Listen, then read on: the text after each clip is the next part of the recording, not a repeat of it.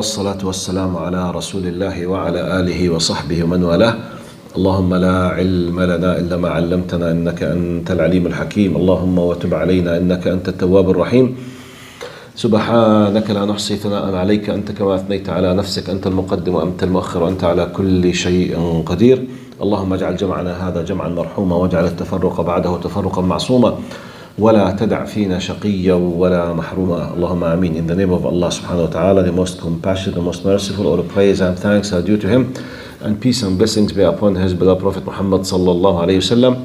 He who is guided by the will of Allah, no one can misguide him, and he who is misguided, no one can guide him except Allah subhanahu wa ta'ala. We do bear witness that there is no God but Allah, and Muhammad is his messenger. Assalamu alaikum wa rahmatullahi wa barakatuh. We are still continuing.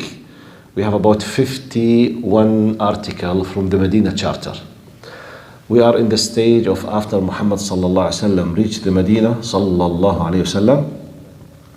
He established the masjid. We had an idea about the message of the masjid, and he did the mu'akha, this kind of brotherhood between al-Ansar and al-Muhajirin, the immigrants and the helpers. Ansar and Muhajirin, this is the literal meaning.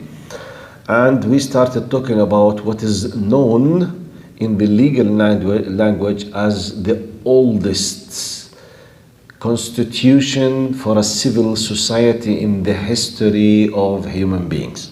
That is known, which is called ميثاق المدينة, or the Charter of the Medina, or the Constitution of the Medina, or the Covenant of the Medina. So today we'll be dealing with article number 13. Please keep in your mind always, whenever we are highlighting some of these articles, that these articles were applied in a civil society more than 1400 years ago. This is very important, because sometimes maybe while we are mentioning something you say, but it's very normal, it's part of our life. You need to know that the people to enjoy doing what they are doing now in the West, for example, it took them, Jazakallah khair, thank you very much, Barakallah fik habibi, shukran, Allah yajzik khair. It took them hundreds of years of wars. Yani, you need to know the history. You need to know, for example, Western world in general, they had to go through a big challenge of obtaining their rights by fighting against the rulers and the dictatorship regimes in Europe. Secularism in France. Big fight between the masses, the people who were oppressed by kings and by the church as well. The European church, the Catholic church, they were cooperating historically against the people. So the French Revolution, it was a big revolution against this political regime and against many people of the church as well. So this about 230 years ago. And they fought a lot. Then they had a lot of things. Even our neighbors, for example, the Americans, about 260 years now, more or less, they were not able to enjoy what they enjoy now, except with two big challenges. The challenge of independence against the British, who were the occupiers and the colonizers, and they had to fight them, and they shed blood and they lost part of their souls to get rid of the one who was controlling them. And the war between North and South, which is very well known, قال حرب الشمال والجنوب, very well known. The North, they want to free slaves. The South of America, they were refusing this in general, because slavery was the pillar actually of economy. So if you want to free slaves, basically as if you are telling us, stop having your economy, which means full collapse. Okay? So it was a big war. They killed thousands of them. So they did not start, Jazakumullah khair for the coffee. So none of those people started enjoying what we know now as human rights, civil rights, constitution.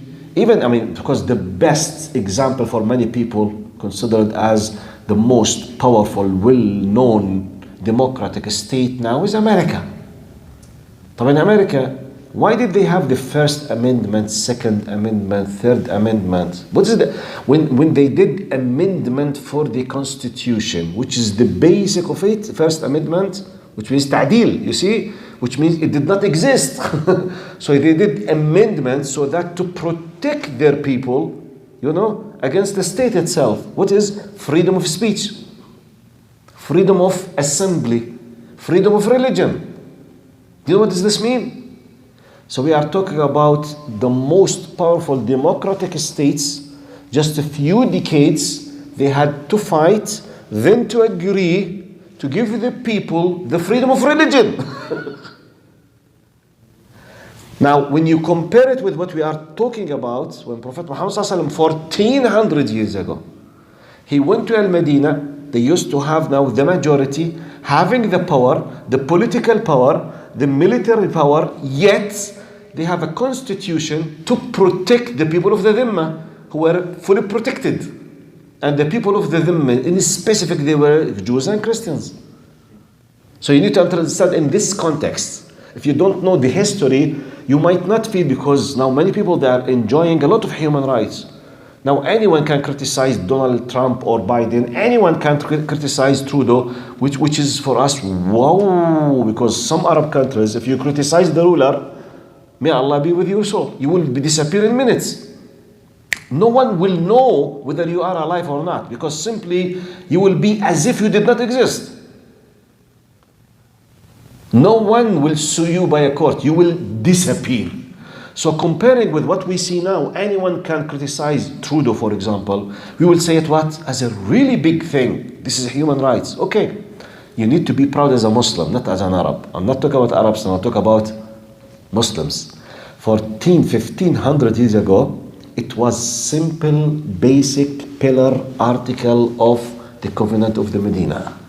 So if you know this will give you amazing, powerful, let's say, tool to communicate with good people in this day. When you tell them about your Islam, okay, tell them, by the way, we are not just spiritual sect of people. No. We have a system for life. We are rooted in the history. We are the completion of prophethood and messengers. We are the continuation of the will of Allah. To a degree, we are a system of life. Political system, ethical system, family system. We have regulation for everything. To a degree, 1500 years ago, we used to have what you know now as a human right. We were enjoying it 1500 years. Got my point? You need to understand in this context. With this, you will be very, very powerful. You have knowledge. And by the way, you will benefit human beings. Because the worst enemy for any human is ignorance, jahl. And the best power, weapon to protect yourself is ilm. That's why Allah subhanahu wa ta'ala, Al-Hakim, the most wise, what was the first ayah in the Quran? Iqra, read. Which means the first step to ilm, to knowledge. Read.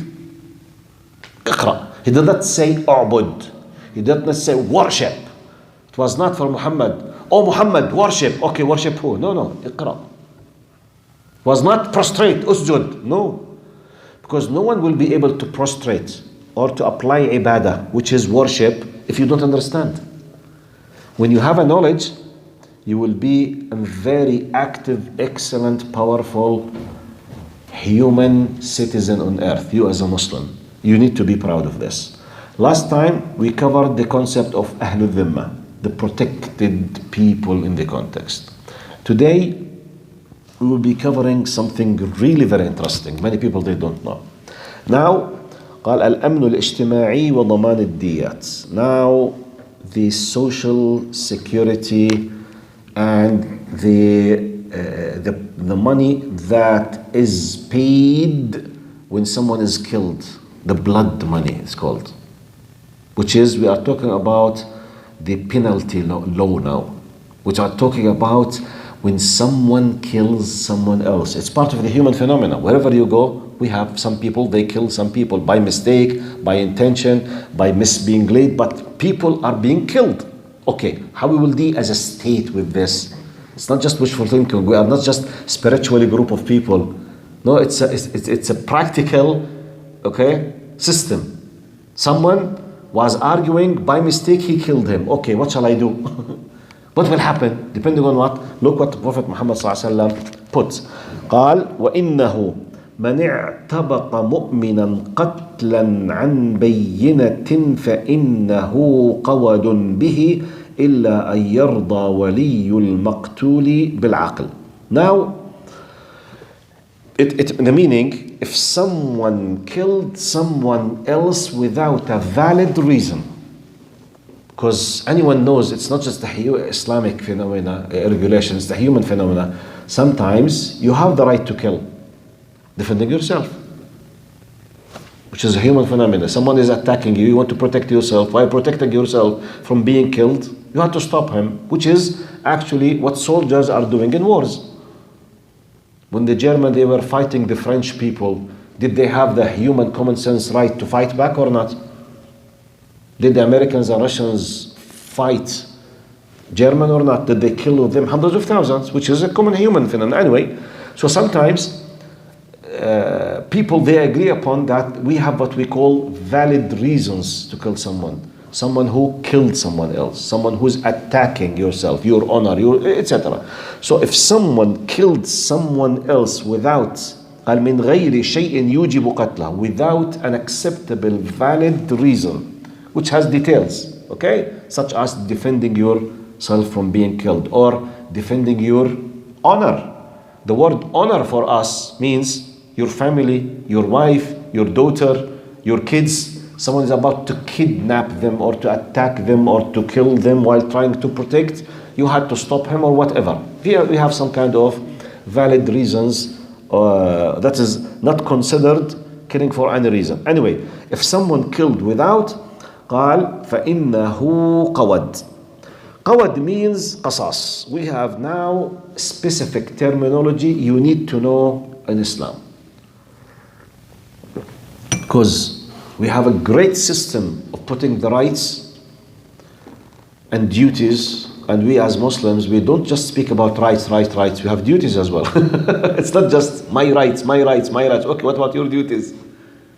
And this is one of the problems of some parts of the world, that they keep talking about rights, but how many times they talk about duties? My rights. But what about your parents? What about your duties towards your parents? Their rights. Women's rights. But men's rights. Okay, women, they have rights. But men, don't they have rights? Are not they human beings? This is the justice of Islam. So he talks about rights and duties in the same time. You have a rights from your parents and you have a duties. You have to respect them. You have to be polite with them. You have to discipline yourself with them. It's not just to have your right.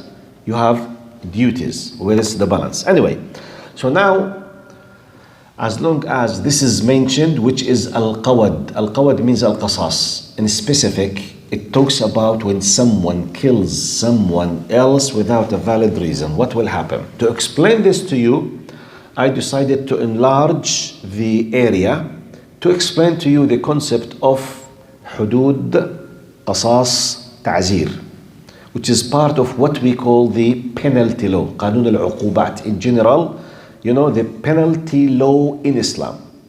In Islam, as a well-organized system for living, we have three main areas of punishments. Area number one called hudud.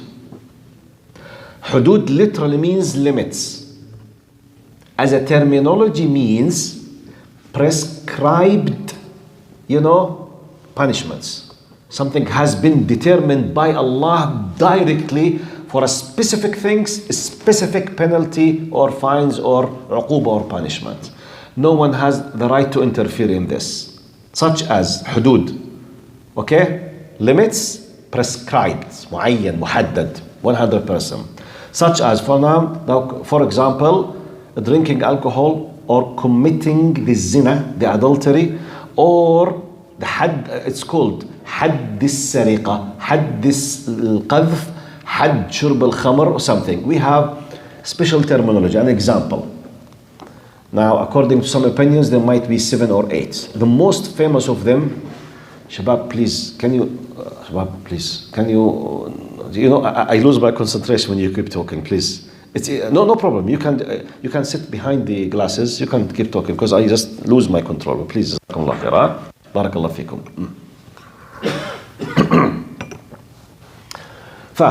Now al-had, limits such as had al-sariqah. There's a prescribed punishment for someone who commits, a theft.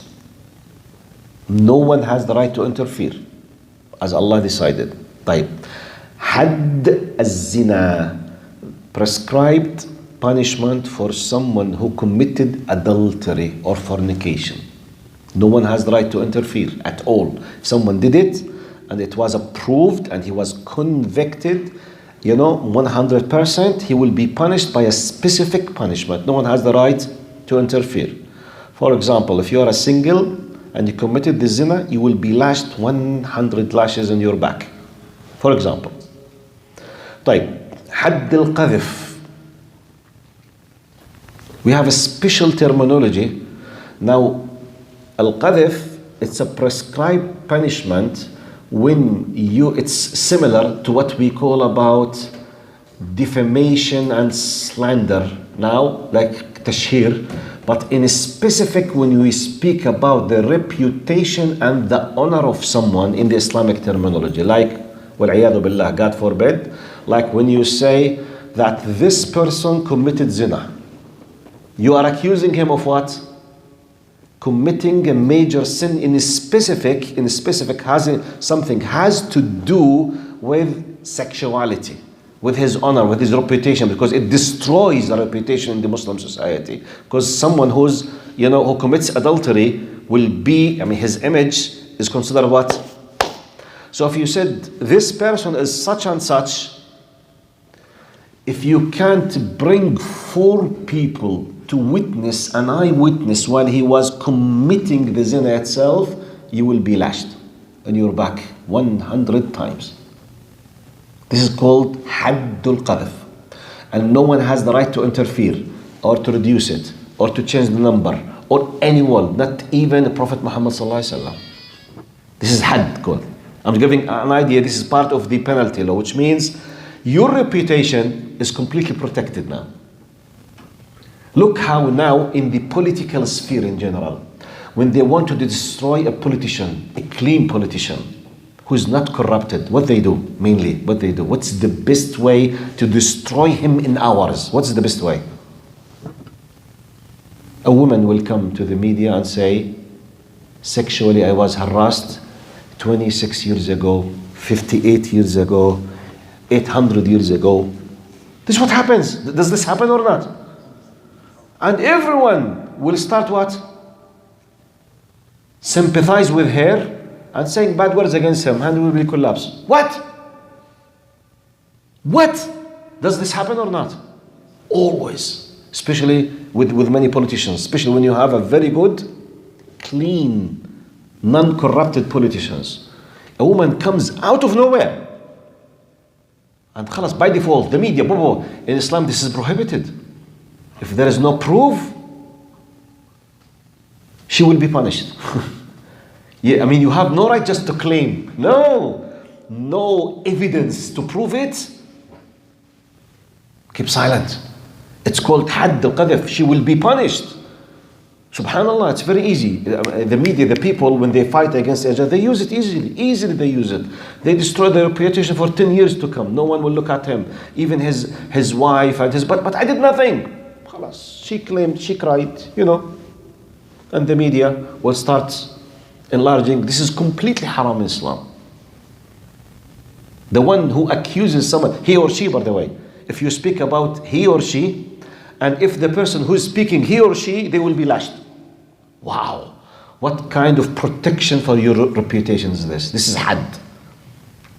That's why everyone feels safe.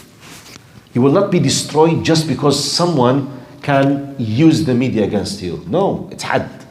It's a prescribed time. If someone claims no proof, you will be lashed, which means keep silent. Either you prove it or keep silent.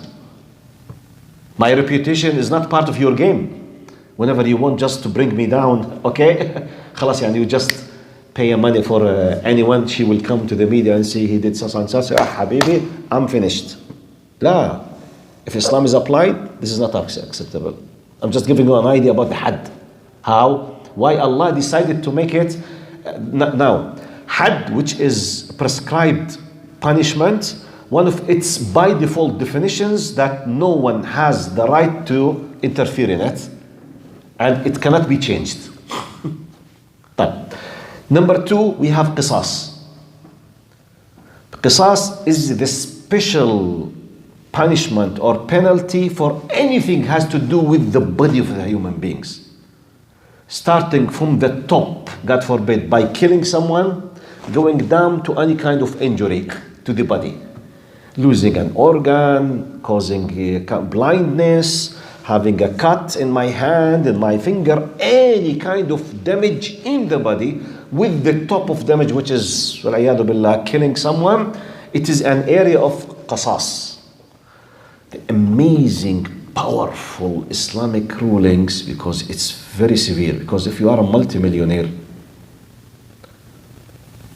if you know that if you pay the money for someone to let someone lose his part of his body to take revenge of him, and they will fine you by 500,000, who cares? 1 million, who cares? But if you know, if you caused him to lose his hand and you will lose your hand, because my hand is much more valuable than billions, so I will stop doing it because it's very valuable. This is Islam.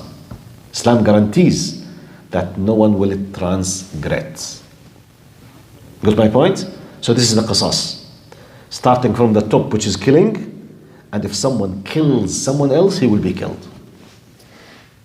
Period. If this is applicable, how many murder and crimes will be stopped? Wallahi, hundreds of thousands.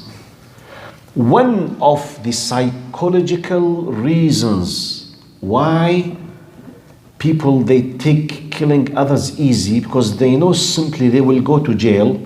And for some of them, because he's a homeless person, he's not even able to find a job. He wants to take revenge of someone for whatever reason. Okay, he knows that if he killed him, the worst of what he will do, he will be sitting in a jail, having food, shelter, eating, and he might be discharged maybe 20 years ago. Okay, no problem. But if he knew that he will be killed, no. He will count to 1 million. So we can save human souls by hundreds of thousands if Islam is applied in this. If you kill, you will be killed. Period. Regardless. You are old, you are rich, you are clever, you have a professorship, you are poor, we don't care. If you kill, you will be killed. Period. So, you will not kill easily. If anyone who holds a machine gun and does the mass shooting, for whatever reason, he knows he will be killed, people, they will think not twice. Hundreds of times. So this is called what? Qasas. So we have hudud, limits, prescribed, and we have qasas. And by the way, what I'm talking about has nothing to do with individuals, it's for the state. I'm talking about the law of the state, when you have a state that's using a big law. So, and it has a lot of details inside it, like the courts system. Now, if you commit a crime now, here in Canada or in America, you have a long chain of, regulations. In penalty law, it depends on I'm not discussing the tiny details now, I'm giving the general idea, which was applied for 1,500 years ago. Now the third one, which gives you the beauty and the power of Islam, it's called the ta'zir. This is the third area. The first one is hudud, prescribed, determined. Second one, qasas, specifically just the area of the human body from killing and down. The third one is called ta'zir. Ta'zir is a very specific Islamic terminology. It means any crime, any offense, any bad thing that has been done and it's not part of the hudud or the qasas, which could be hundreds of things. It does not have a prescribed punishment and it has nothing to do with the body. This is called ta'zir. This is an open penalty law, depends on the circumstances, and it's up to the judge and the court and the state to decide what could be the punishment. الله يجزيك الخير يكرمك يبارك فيك إن شاء الله. شكرا. شكرا جزيلا. جزاكم الله خيرا. Like for example, money laundering. For example, okay, money laundering is not part of the qisas and it's not part of the hudud. What shall we do with someone who does this? It's up to the state to decide what kind of punishment. It could be jail, it could be the fine, it could be jail for it could be whatever. It's an open area to decide. طيب, what about bribe? Paying bribe. What about the drugs? Human trafficking. We have tens of them. They are not prescribed and they are not directly to the body. So we have a long chain of things. It's up because you will decide the harm depending on the context. Depending on if you are an area where the bribe, for example, is destroying the government completely. Maybe you will take a decision to you want to, for example, to fix the corruption. You will put a very big punishment to try to control it. If the bribe is in a very low minimum level and a very mild, okay, and people in general they are not suffering from it, maybe you will put some kind of reasonable punishment for it. So Islam is not saying anyone who pays a bribe should be XYZ. No, he say you decide. See to what level the harm is destroying the society and to what level the phenomena is spread or minimum or control or not control. So it's up to you. Now, in light of this, we understand, I explained to you this this article in the human charter of the Medina, من اعتبط مؤمنا قتل عن بينة فإنه قود, which is part just to have an idea. Now, to fix this concept, just to remind you what we have the Quran about this important thing, which is preserving the human souls. And we are proud, by the way. I remind you, if you want to go and read what used to happen on earth at that time, in the Roman Empire, Persian Empire, in Africa, in India, what used to happen between the people when they kill each other. For example, let's discuss Arabic culture. Not Muslims, I'm talking about Arabs now. Arabs in general, when someone kills someone else, they have the concept of revenge. الثأر والانتقام.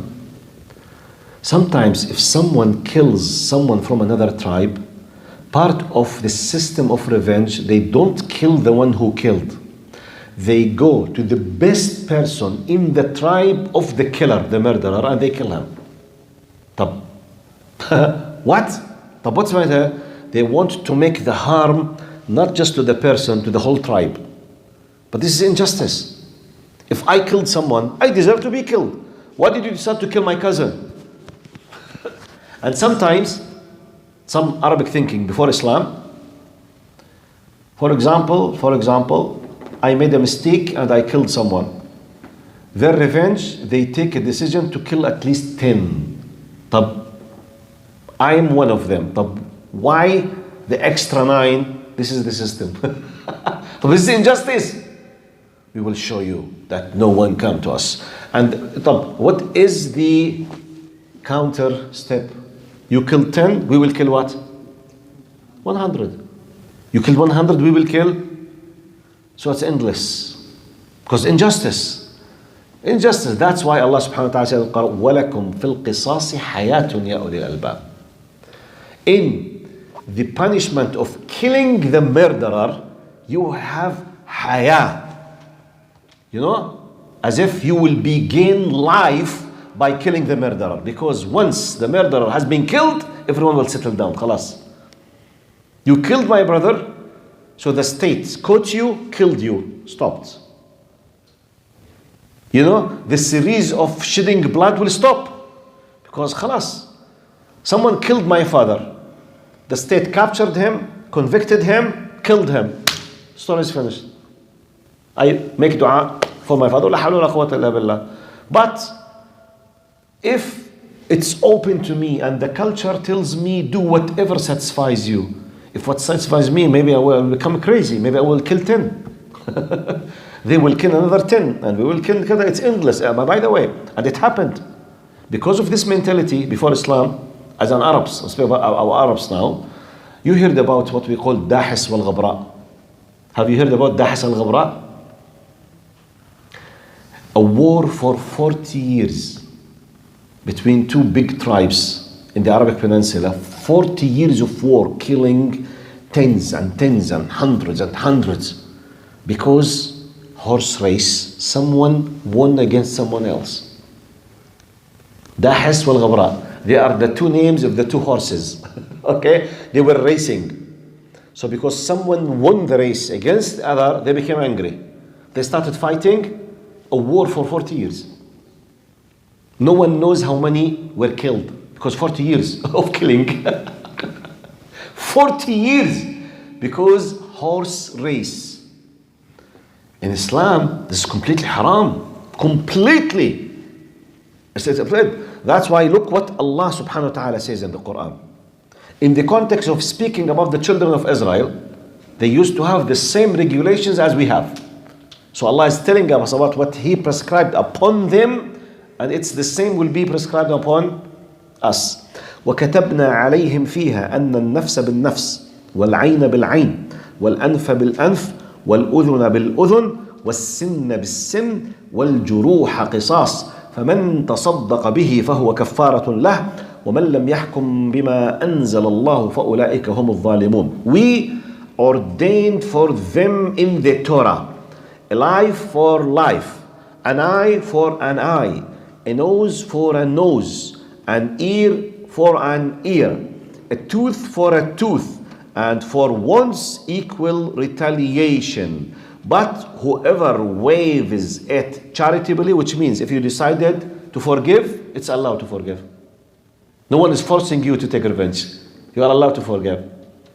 We call it wali al-maqtul, for example, the guardian of the blood. It's a terminology, means if someone, for example, killed my son, I am called wali al-dam. I am the guardian of the blood. I have the right,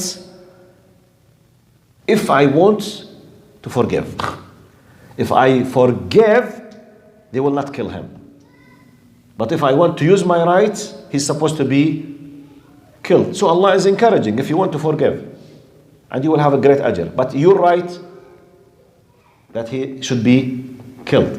So Allah subhanahu wa ta'ala says, whoever waives it, فَمَنْ تَصَدَّقَ, as if it's a charity. So waives it charitably, as if it's a charity, it will be atonement for them. Kafara. As if it will be deleting and demolishing from your own sins when you forgive.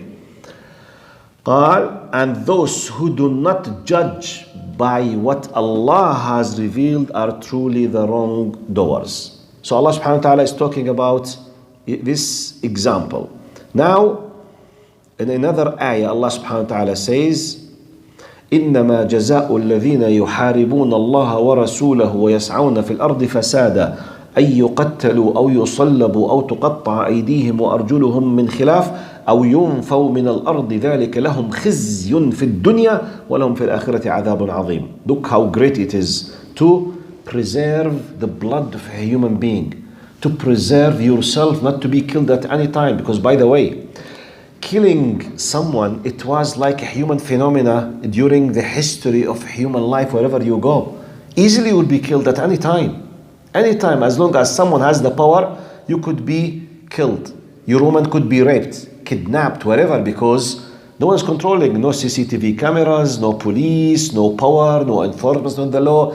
No one cares who's watching. So when Islam came, after fixing the roots of faith that Allah is watching and observing, and be careful, Allah al-Alim al-Basir. In addition to that, He's telling you, if you do, the Jahannam, the hellfire is waiting for you. And if it happened, you will be killed. So be careful. So you put a lot of great things so that people will live really in peace. Because one of the great disasters in your life for yourself is to be killed. Or anyone from your family to be killed. How sad it is. Is it something easy to lose a beloved person because he was killed because of just silly fight, for example?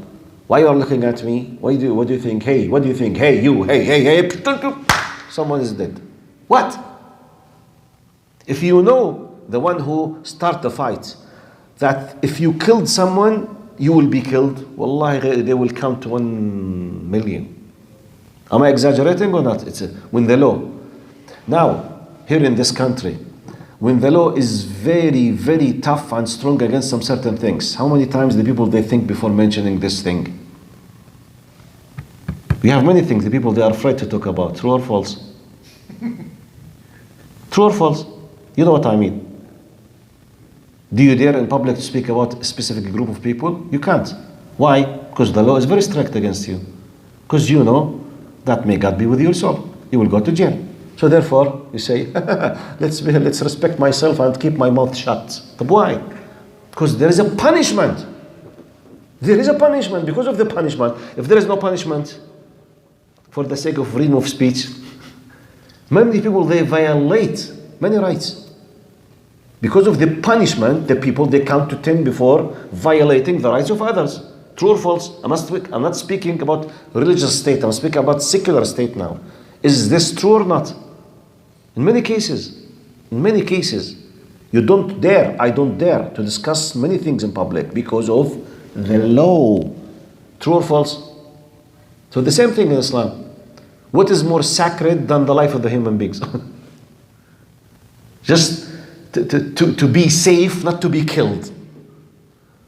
1400 years ago, when a man easily could be killed for no reason and no one can do anything. طيب. Look what Allah subhanahu wa ta'ala says. Indeed, the penalty for those who wage war against Allah and His Messenger and spread mischief in the land is death, crucifixion, cutting off their hands and feet on opposite sides, or exile from the land. This penalty is a disgrace for them in this world, and they will suffer a tremendous punishment in the hereafter. This is in the Quran. Look in the footnotes from the translation of Dr. Mustafa Khattab.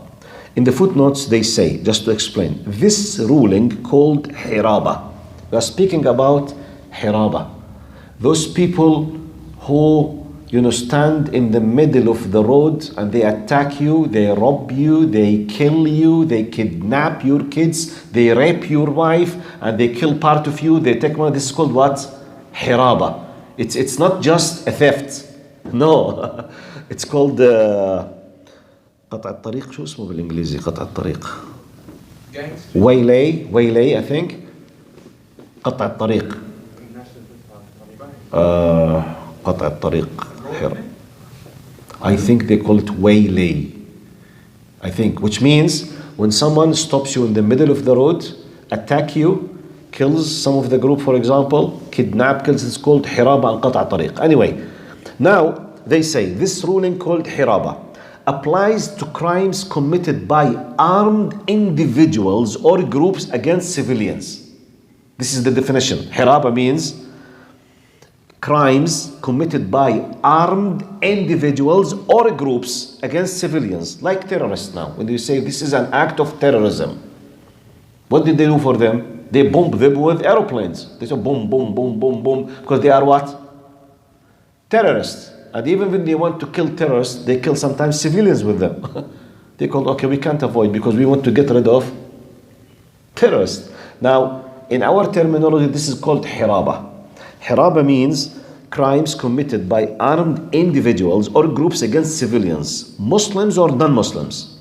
Different punishments apply depending on the severity of the crime. They give the details. In the case of murder or rape, offenders are to be executed.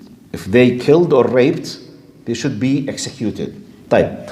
If in the case of armed robbery, offenders' right hands and left feet are to be cut off. In the case of terrorizing innocent people, offenders are to be jailed in exile. Penalties for lesser offenses are left for the judge to decide. So it depends on the level of the crime. So it's details, the idea. I will finish with this. The idea, I gave you an idea about the rulings that came in the Quran as details, and it came in the Sunnah, and it was applied. The core point, all of this great system, it was represented in the covenant of the Madinah, that if someone, any civil person who's living in this society, Muslim, non-Muslim, for you or against you, if a Muslim kills a non-Muslim, if a non-Muslim kills a Muslim, if a Muslim kills a Muslim, generally now no one has the right to shed the blood of anyone except with a justification such as someone has killed, and it's not your right to do it by yourself. In Islam, if someone killed your brother, he deserves to be killed, but it's not your right to do it by your hand. The state should do it, not you. Because if you open this, what will happen? You don't know who kills who, and no one can prove what. That's why you need the power of the government or the state to take care of this, because they will investigate, which is what we do now. But 1400 years ago, when, as I told you, just recently, many people on earth, they reached to this settlement. They reached to this kind of organized law and courts. We Muslims used to apply this very just, fair way of applying the penalty law 1400 years ago against Muslims and non-Muslims. This is the power of Islam. While many other countries, when did they get rid of racism? We have religious racism and we have ethnic racism. Even one of the best and most powerful countries, and they are proud in human rights. When did they get rid of, officially, not socially, from racism? When? The question should be, did they get rid of racism, Aslan? Yes? 1870. In theory, طبعا. Yes. Many people, they are still fighting.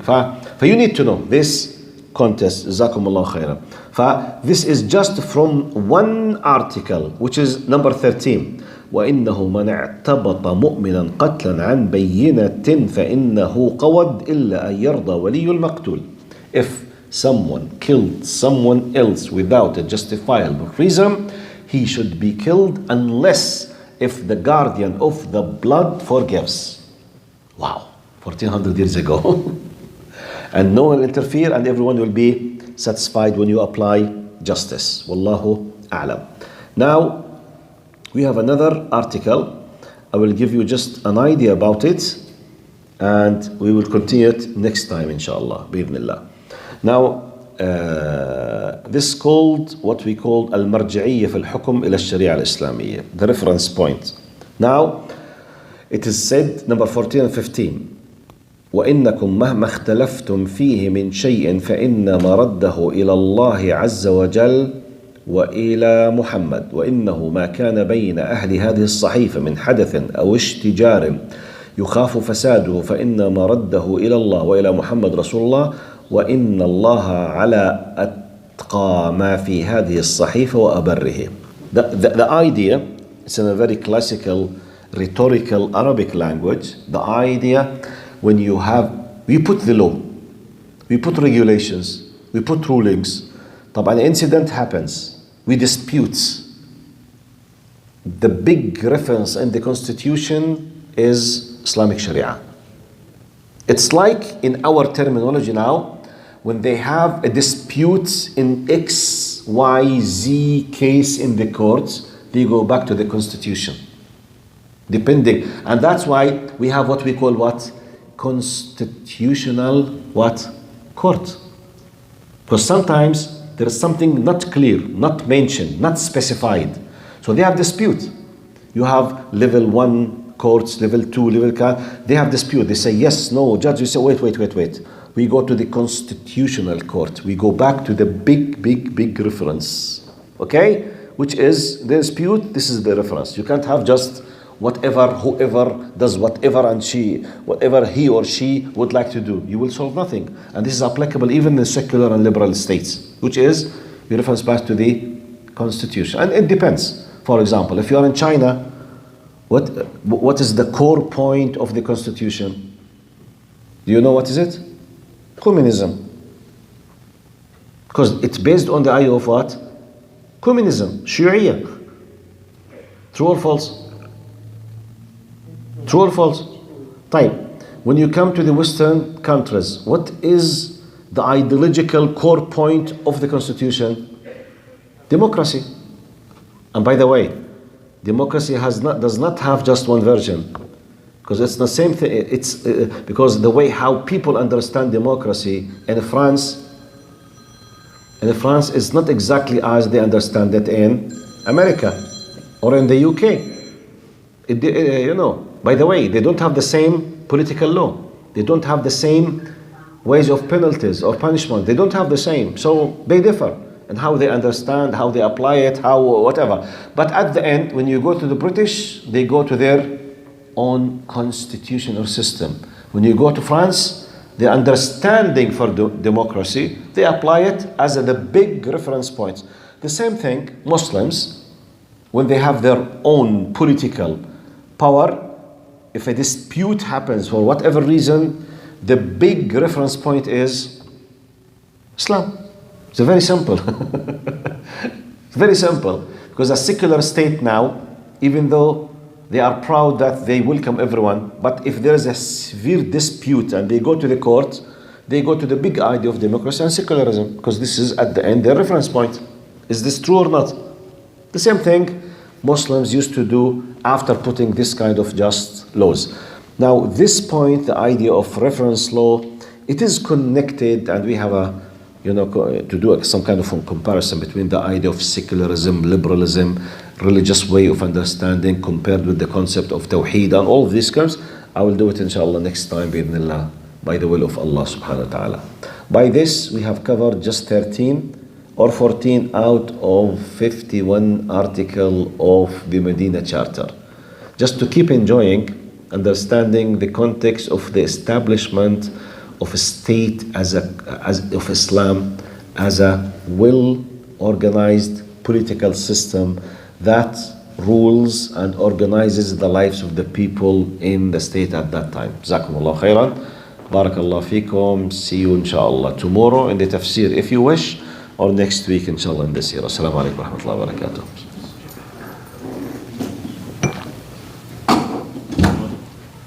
خليك السمخ أنا وسوي